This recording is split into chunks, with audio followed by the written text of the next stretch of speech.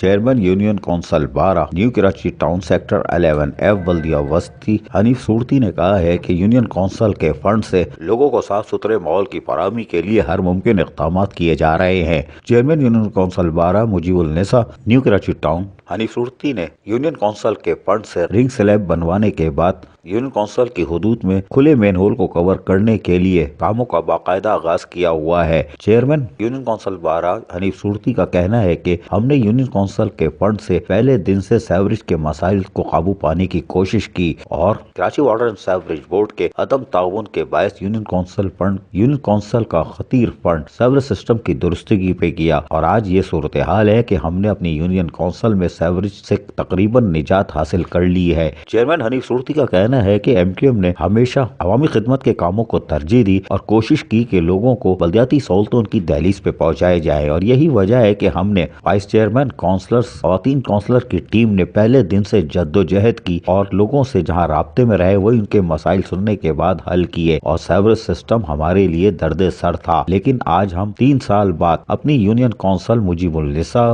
Sector 11F UC 12 میں یقیناً ہم کہہ سکتے ہیں کہ 90% سے زائد سیوریج کے مسائل کو حل کر چکے ہیں اور اب ہمارے گلی محلوں میں سیوریج کا پانی نظر نہیں آتا۔ اگر Karachi water and sewerage board بھی ساتھ دے دیتا تو ہم اپنی یونین کونسل مجیب النساء 12 کو یقیناً ماڈل یونین کونسل میں تبدیل کر دیتے، تاہم آج بھی صفائی ستھرائی اور دیگر بلدیاتی سہولتوں میں ہم سرخرو ہیں۔ عزیز عارف KBS بلدیاتی نیوز کراچی۔